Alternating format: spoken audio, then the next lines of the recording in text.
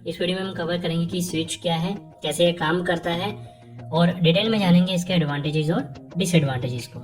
इसके अलावा अगर आप hub, router, bridge, gateway, modem और रिपीटर के बारे में जानना चाहते हैं तो वीडियो के डिस्क्रिप्शन में लिंक अवेलेबल है, आप इसे चेक कर सकते हैं। तो स्टार्ट करते हैं स्विच के मीनिंग से। स्विच एक नेटवर्किंग डिवाइसेस है जो लोकल एरिया नेटवर्क में मल्टीपल डिवाइसेस को कनेक्ट करती है। मल्टीपल डिवाइसेस जैसे कि कंप्यूटर, प्रिंटर और सर्वर। ये उनके मैक एड्रेस के बेसिस पर डेटा को आगे फॉरवर्ड करती है।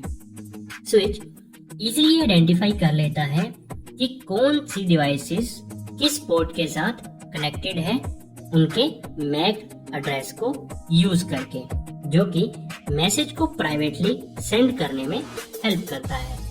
तो ये एक इमेज है स्विच की फिजिकल अपीयरेंस कुछ इस तरह की होती है।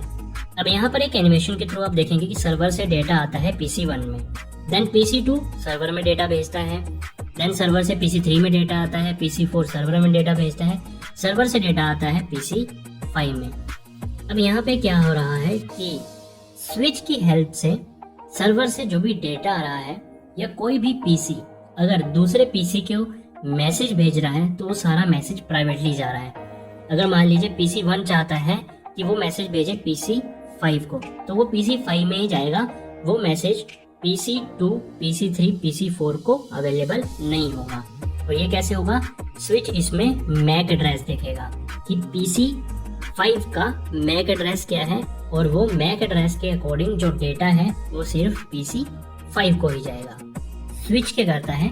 ये परफॉर्मेंस को इम्प्रूव करता है क्योंकि ये अलाउ करता है डिवाइसेस को डायरेक्टली कम्युनिकेट करने के लिए एक दूसरे के साथ, बजाय कि सारी डिवाइसेस का डेटा एक साथ बाकी नेटवर्क पर ब्रॉडकास्ट करना। तो जैसा हमने अभी एनिमेशन में देखा कि अगर PC1 चाहता है कि वो PC5 को डेटा भेजे तो वो प्राइवेटली वो डेटा उसे भेज सकता है। तो स्विच का ये फायदा है। अगर आपने पिछला वीडियो देखा है हमारा हब का, तो हब में क्या था कि अगर आप डेटा शेयर करते हैं तो वो डेटा ऐसा नहीं कि PC1 सिर्फ PC5 को ही भेज सकता है, वो डेटा सारे PC के साथ शेयर हो जाएगा। अगर वो PC1 PC5 को डेटा भेजना चाहता है फिर भी वो PC2, PC3, PC4 भी उस डेटा को एक्सेस कर सकते हैं। तो हब अगर आपने नहीं देखा है वो वीडियो, डिस्क्रिप्शन में लिंक अवेलेबल है, आप उसे चेक कर सकते हैं। स्विचेस को हम इजीली एक्सपेंड कर सकते हैं अगर हमें और डिवाइसेस उसके साथ कनेक्ट करनी है, जो कि एक ग्रोइंग बिजनेस के लिए काफी अच्छा सोल्यूशन है। Switch full duplex data transmission mode provide करता है। इसका मतलब ये है कि आप चाहें तो डेटा को सेंड और रिसीव एक ही टाइम पर कर सकते हैं, जबकि हमारी एक नेटवर्किंग डिवाइस सिर्फ हाफ डुप्लेक्स है।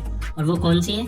आप कमेंट करके मुझे नीचे बता सकते हैं कि कौन सी ऐसी डिवाइस है नेटवर्किंग की जो कि हाफ डुप्लेक्स है, मतलब जिसमें हम एक टाइम में या तो डेटा को सेंड कर सकते हैं या रिसीव कर सकते हैं। अगर कोई एक नोड फेल हो जाता है तो उसका एंटायर नेटवर्क पर कोई भी इफेक्ट नहीं पड़ता है, तो पूरा नेटवर्क आपका खराब नहीं होगा। जो नोड आपका फेल हुआ है, मान लीजिए कि PC2 का नोड फेल हुआ है, तो वही डेटा को रिसीव या सेंड नहीं कर पाएगा, बाकी डिवाइसेस आपकी काम करती रहेंगी। नेक्स्ट अब हम देखेंगे स्विच के डिसएडवांटेजेस। स्विचेस बाकी नेटवर्किंग डिवाइसेस के मुकाबले में ज्यादा एक्सपेंसिव हैं, जैसे कि हब या फिर रिपीटर। स्विच ज्यादा कम्प्लेक्स है सेटअप करने और मैनेज करने में बाकी दूसरी नेटवर्किंग डिवाइसेस के मुकाबले में।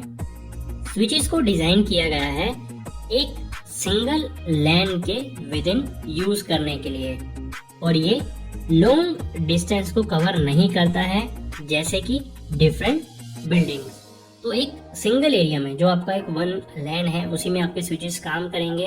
अगर आप डिफरेंट बिल्डिंग्स को आप कवर करना चाहते हैं स्विचेस की हेल्प से तो वो थोड़ा डिफिकल्ट हो जाता है। अगर स्विच फेल हो जाता है तो ये नेटवर्क कम्युनिकेशन की सारी कनेक्टेड डिवाइसेस में डिस्ट्रप्शन कर देता है। तो ये था हमारा वीडियो रिगार्डिंग स्विचेस। इसी तरह अगर आप hub, router, bridge, gateway, modem और रिपीटर के बारे में जानना चाहते हैं तो वीडियो के डिस्क्रिप्शन में लिंक अवेलेबल है, आप इसे चेक कर सकते हैं।